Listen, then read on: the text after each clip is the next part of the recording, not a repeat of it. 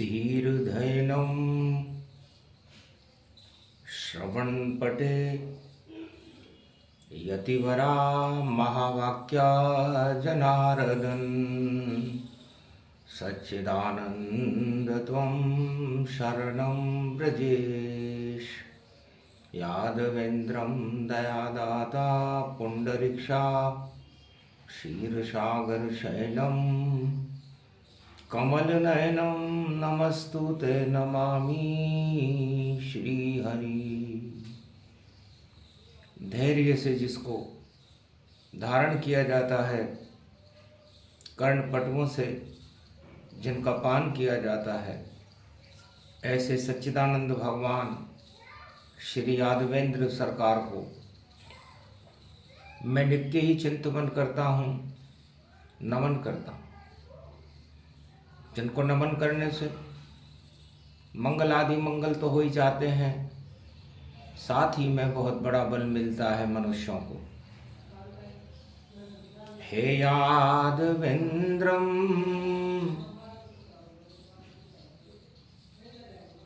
वंदनम श्री कृष्ण शरणं मम त्वं शरणं व्रजेश काटो कोटि कलेश। जंगल जंगल घूम रहे हैं पांडव, वन में करे प्रवेश। सब कुछ त्याग दिया है हमने, अब तो कृपा करो ब्रजेश। कोई भाई बंधु नहीं, कोई नहीं परिवार। भंवर नाव भंवर में फंस गई और कृष्ण बनो पतवार। डूबत नाव बचा लो अब की बार, सुनो पुकार नंद कुमार।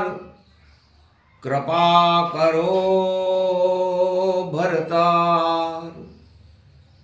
आरतवाणी सुन अर्जुन की, श्री कृष्ण प्रगटे तत्काल। पूछा अर्जुन और पांडव से, उनके गुजरा हालों चाल। पांडवों के मध्य में भगवान श्री कृष्ण का प्रागट्य हुआ। द्वापर युग था। है पांडव नंदनों, तुम्हारा क्या हाल चाल है? और भगवान कृष्ण को कैसे याद किया? तो पांडवों ने कहा, महाराज दुर्योधन तो सत्ता के मद में चूर, और हम सब राजमहल से दूर। और जंगल जंगल घूम रहे हैं, और दुख पड़ा हम पर भरपूर। और याद करें यदुनंदन को, और सामने खड़े हैं श्री हुजूर। कृपा करो श्री कृष्ण आप अब, और संकट में पांडव भरपूर। महाराज, संकट के समय में ही अपनों को याद किया जाता है, और हमारा अपना तो इस मृत्युलोक में कोई दिखाई नहीं देता। भाई बंधुओं ने हमें देश निकाला दे दिया, हम जंगल जंगल घूम रहे हैं, और हम विजेता नहीं पराजित हैं। विजय कौरव वंश के हाथ में है, और पराजय पांडव वंश के साथ में है। और उस पराजय को विजय दिलाने वाला भगवान श्री कृष्ण भी हमारे सामने खड़ा है। तो हे यदुनंदन यादवेंद्र दुख भंजन, हमारे दुखों का भंजन करो, और हमें इस मृत्युलोक की, इस भारत भूमि में धर्म ध्वजा लहराने की शक्ति प्रदान करो। सुनकर धर्म ध्वजा की बात को श्री कृष्ण मन मुस्काए। अरे ध्वजा लग रही राजमहल में जहां दुर्योधन सुख पावे। राजमहल का झंडा कौरवों के हाथ में है और अधर्म का झंडा है, और आप खाली हाथ हो तो जाओ तुम शरणम ब्रजेश का नीला ध्वज और पकड़ो अपने हाथ और युद्ध करो मैदान में, श्री कृष्ण है साथ। है अर्जुन, पुरुषार्थ बिन जीव दुखारा और देव देव आलसी पुकारा। ये रामचरितमानस में एक चौपाई है। तो जो प्राप्त करना होता है राजाओं को, महाराजाओं को या किसी भी मनुष्य को, तो उसे पुरुषार्थ करना पड़ता है। हे पार्थ, तुम क्षत्रिय वंश में हो, यदुवंश में हो, तो पुरुषार्थ से अपनी शक्ति का प्रदर्शन करो और फैसला भगवान कर देंगे। क्योंकि अधर्म कौरव दल बना और धर्म बने यदुनाथ, और पांडव मेरे साथ रहो तो धर्म का करें प्रकाश। तो भगवान श्री कृष्ण ने कहा कि आप कृष्ण को नहीं, कृष्ण के मुखार बिंद को देखो। मैं चंद्रवंश में हूं, तो चंद्रमा शीतल बने, अमृत ही हमेशा झरता है, और श्री कृष्ण तो 56 भोग और अमृत पान कराता है। और धर्म ध्वजा ये हाथ तुम्हारे यदुनंदन पकड़ाता है। कुरुक्षेत्र जंग ऐलान में देखो और श्री कृष्ण साथ दे पाता है। तो हे पांडव नंदनो, 12 वर्ष का अज्ञातवास आपका समाप्त हो गया। अगन का महीना है और आपके स्वागत की तैयारियां, कि अज्ञातवास समाप्त होते ही जहां भी पांडव दिखाई देंगे उन्हें नष्ट कर दिया जाएगा। ये षड्यंत्र कुरुवंश के राजमहल में रचा जा रहा है। इसे सावधान सतर्क रहो, वरना मारे जाओगे और राजमहल का षड्यंत्र चले तुम कुछ भी नहीं कर पाओगे। तो देव चुनौती कौरव दल को और युद्ध लड़ो मैदान, और जिस पे ताकत होएगी वही विजेता मान। तो पांडवों ने एक पत्र भेजा राजा धृतराष्ट्र को कि हमारे 12 वर्ष का अज्ञातवास पूरा हो चुका है और अब आपका और हमारा आमना सामना कुरुक्षेत्र युद्ध के मैदान में होगा, और हम शक्तिहीन होकर भी आपसे मुकाबला करेंगे। तो जो कुछ करना हो युद्ध के मैदान कुरुक्षेत्र मैदान में महाभारत में आइए, और वहां पर जो विजेता होगा वही भारत का चक्रवर्ती सम्राट होगा। हंसने लगा दुर्योधन और पांडव पत्र गति पाए। राजा थे धृतराष्ट्र वहां पर उनको दिया पड़ाए। तब कहा शक्तिहीन पांडव पल भर में कुछ ले जाएंगे, और नहीं सेना नहीं अस्त्र शस्त्र, और वह तो मारे जावेंगे, और उनको मार कर पूरा अखंड और राज कौरव ही चलावेंगे, और कौरव दल की सत्ता को कोई भी हटा नहीं पावेंगे। लिखा पत्र पांडव नंदन को रही चुनौती स्वीकार, और अगहन का ये महीना युद्ध करो तैयार। हम युद्ध के लिए तैयार। भगवान कृष्ण भी हंसने लगे कि जो चाहा मैंने वही हुआ। सेना बल कौरव दल भारी, और चीर खिंच गया नारी का, और पांडव बलहीन लगे सारी। तो पांडव सेना पूरी ही, और देखो निस्तेज दिखाए, फिर भी श्री कृष्ण उनके ही साथ हैं, विजय पांडव पाए। पंचमी का दिन था, सोमवार था। तो हारे खेल जितावऊं तोई, तो हारे हुए को जिताना राम से भगवान कृष्ण ने कहा, हमने भी सीखा। राम जब खेल खेलते थे तो भरत, लक्ष्मण और शत्रुघ्न हार जाते थे, और राम जी कहते थे कि नहीं तुम जीत गए, मैं हार गया। तो भगवान कृष्ण ने कहा कि पांडवों नंदनों, इस समय अभी तो मैंने गीता का एक प्रारंभिक प्रसंग रूपरेखा सुना रहा हूं। अब इस अगन के पूरे महीने में मैं गीता का अमृत पान इस भारतवर्ष में बरसात करूंगा, क्योंकि अज्ञानता जब छाती है, मस्ती बहुत चढ़ जाती है, सत्ता का मद चढ़ जाता है, उसको ये गीता हटाती है।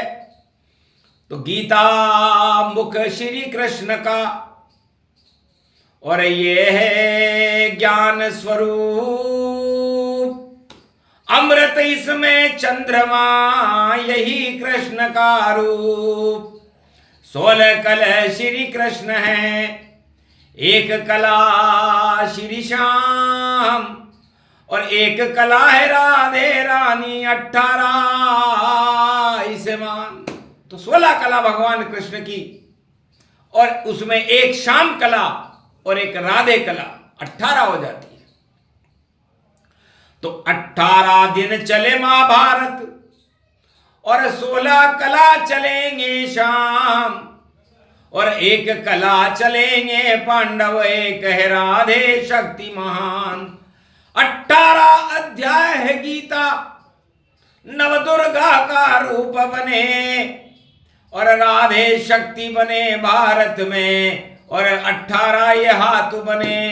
नवदुर्गा पांडव साथ तुम्हारे, तो फिर कैसे मात स्वरूप बने, और मात खाएंगे कौरव सारे, और श्री कृष्ण का रूप बने। तो श्री कृष्ण बन गए चंद्रमा, और बना मुखारहूं विंद, और शक्ति उनमें राधे की, और निकले उसमें छंद। 18 अध्याय उगल रहे, शक्ति रूप अखंड विशाल, और आंखों देखा हाल, सुना रही वाणी, बोल रही तत्काल। कलयुग में भी बोले वाणी, और दिव्य दृष्टि व्यापक गति चाल, और ग्रह चाल सब उल्टी चल रही, उल्टी सत्ता है सब दाल। दाल में काला है सत्ता में, और दुर्योधन कालों के काल। काल चक्र छा गया वहां पर, जहां पर कौरव सेन विशाल, और विदेशी सेना 18 अक्षौणी है, खड़ी है विशाल। पर बालन बांको कर पावे, वो खड़े वहां पे नंद के लाल। ऐसी गीता शक्ति बन गई, और गीता मुख है श्री कृष्ण भगवान। और जब मुख चमके कुरुक्षेत्र में, हट जाते हैं सब अज्ञान। ज्ञान उगलने लगे कृष्ण, और जगत गुरु बन गए भगवान। झंडा ऊंचा हो गया, पांडव हार गई रे कौरव संतान। तो कौरव दबर सब हार गया, और जीते पांडवताय। श्री कृष्ण की कृपा हो गई, और गीता अवतरण आए। इस तरह गीता का अवतरण सोमवार का अमृत पान है। भगवान श्री कृष्ण ने अपने श्री मुख से ज्ञान को प्रकट किया, और जब ज्ञान का उदय होता है तो सत्ता मत का अज्ञान हट जाता है, क्योंकि सत्य का प्रकाश कृष्ण असत्य का भंडार कौरव, और मद चढ़ा सत्ता का देखो नहीं उनमें कोई गौरव। तो कौरव उसको कहते हैं जिस सत्ता में गौरव नहीं हो, वह सारी सत्ताएं जगत में चारों युग में कौरव हो। उसे हटाते कृष्ण और पांडव ज्ञान समान। पांडव तो पंडित बने और पांडित्य होता ज्ञान। तो पांडव ज्ञान को कहते हैं। तो वो ज्ञान भगवान श्री कृष्ण के मुखारविंद से सुन करके पांडव गौरवान्वित हो गए, और सत्ता के मद में अज्ञानता चढ़ने के बाद कौरव शक्तिहीन हो गए। तो सत्ता का अज्ञान शक्तिहीन बना देता है राजा को। और वृहणलला अर्जुन गीता के गौरव का ज्ञान सुन करके शिखंडी से अखंडी हो गया, और गांडी उठा करके उसने परम विजय उस कुरुक्षेत्र मैदान में प्राप्त की।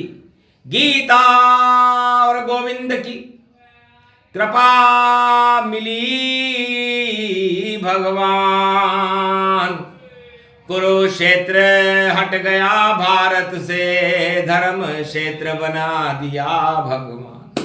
तो गीता भगवान श्री कृष्ण के श्री मुख का गौरव है, मुखारविंद है, और अज्ञानता को हटाने का काम चारों युगों में करता है। जब राजाओं पर मद चढ़ता है और उनके अंदर क्रूरता दया नाम की कोई चीज नहीं रहती और धर्म का बोलबाला हो जाता है, तब गीता का अवतरण भारत में चारों युगों में अपने आप होने लगता है। इस समय कलयुग में भारत में गीता का अवतरण है, और गीता अंतरिक्ष के शब्द हैं, और जिसका अंत कभी होते हुए हमने नहीं देखा। तो सत्य और भगवान का अंत कभी नहीं हो। संत समागम हरि भजन जग में दुर्लभ दोय।